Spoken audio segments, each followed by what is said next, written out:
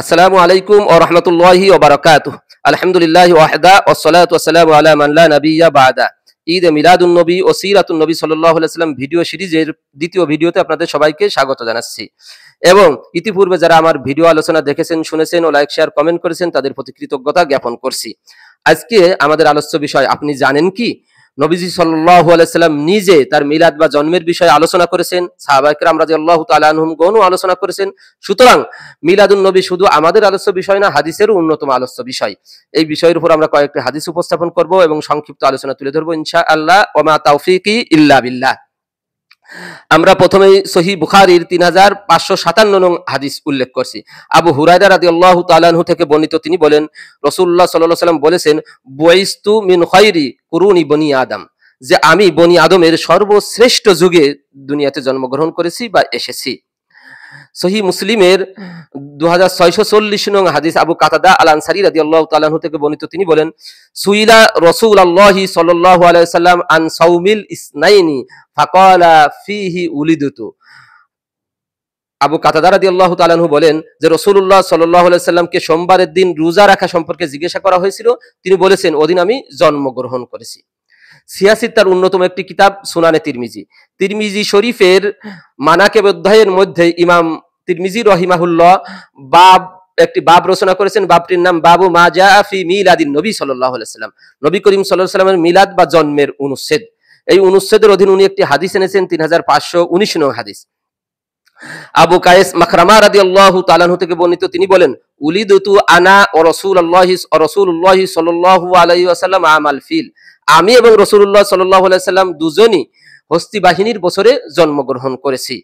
এবং উনি আরো বলতেছেন যে উসমান ইবনে আফফান রাদিয়াল্লাহু তাআলা আনহু একদিন লাইস গোত্রের কুবাশ ইবনে আশআম নামক এক ব্যক্তিকে জিজ্ঞাসা করেছিলেন, আনতা আকবারু আম রাসূলুল্লাহ সাল্লাল্লাহু আলাইহি ওয়াসাল্লাম, যে আপনি বড় না রাসূলুল্লাহ সাল্লাল্লাহু আলাইহি ওয়াসাল্লাম বড়?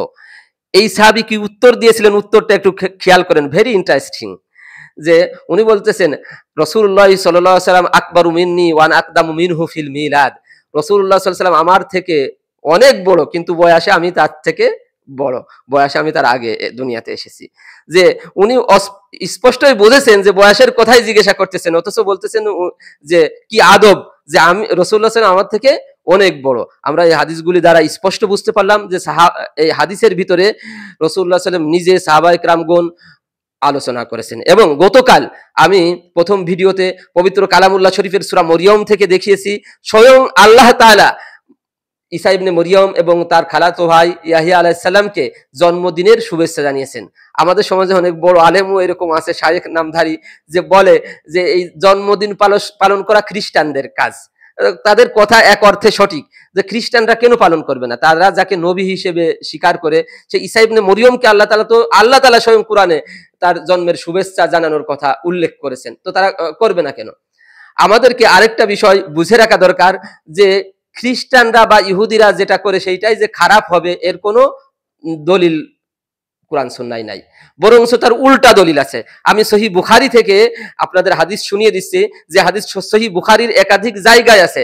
আমি পোশাক পরিচ্ছেদ অধ্যায় থেকে বলছি সংক্ষেপে, যে আব্দুল্লাহ ইবনে আব্বাস রাদিয়াল্লাহু তাআলা আনহুমা বলতেছেন, কানান নাবিয়্যু সাল্লাল্লাহু আলাইহি ওয়াসাল্লাম ইউহিব্বুল মুওয়াফাকাতা আহলিল কিতাবি ফিমা লাম ইউমার ফিহি, নবী করিম সাল্লাল্লাহু আলাইহি ওয়াসাল্লামকে পবিত্র কোরআনে যে বিষয়ে স্পষ্ট কোনো নির্দেশ বা গাইডলাইন দেওয়া হয় নাই, সেই বিষয়ে রাসূলুল্লাহ সাল্লাল্লাহু আলাইহি ওয়াসাল্লাম আহলে কিতাবদের অনুসরণ করতে ভালোবাসতেন।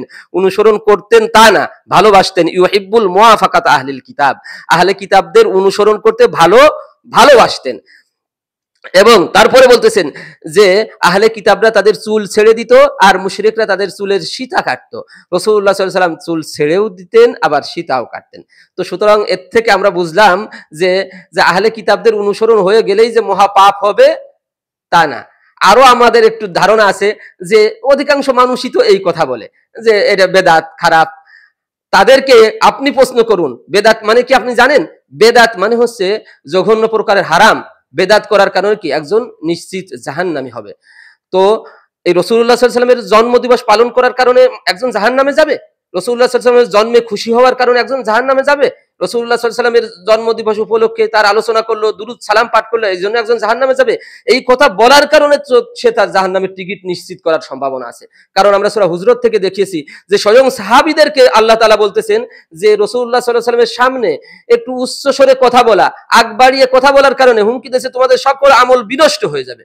এবং উল্টা বলছে যে তোমরা তার সামনে আদবের সাথে কথা বলো, নিচু স্বরে কথা বলো, তোমাদের জান্নাত নিশ্চিত হবে। তো সুতরাং রাসূলুল্লাহ সাল্লাল্লাহু আলাইহি ওয়াসাল্লামের জন্মে একজন খুশি হয়ে যদি এই জাতীয় কাজ করে তাহলে তো তার জান্নাতও নিশ্চিত হতে পারে। আর আমাদেরকে আরেকটা জিনিস বুঝতে হবে যে অধিকাংশ মানুষ বললেই বা বড় একজন বললেই কি সেটা সঠিক হয়ে যায় না। আপনাদেরকে আমি কোরআনের আয়াত থেকে শুনিয়ে দিচ্ছি, সূরা আনআমের 116 নং আয়াত, ওয়াইন তুতি আকসার মান ফিল আরদি ইউদিল্লুকা আন সাবিলিল্লাহ। আল্লাহ তাআলা বলতেছেন, হে নবী, আপনি যদি দুনিয়ার অধিকাংশ মানুষের মত অনুযায়ী চলেন তাহলে তারা আপনাকে আল্লাহর পথ থেকে বিচ্যুত করে ছাড়বে। কারণ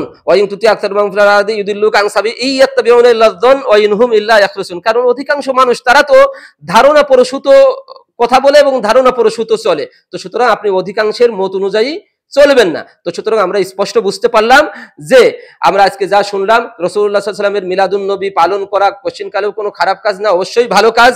আমরা যা শুনলাম আমাদেরকে আমল করার তৌফিক দান করুন এবং আমাকে উৎসাহ উদ্দীপনা দেওয়ার জন্য, কথাগুলি মানুষের নিকট পৌঁছে দেওয়ার জন্য সবাইকে লাইক, শেয়ার এবং কমেন্ট করার অনুরোধ জানিয়ে আজকের সংক্ষিপ্ত আলোচনা শেষ করছি।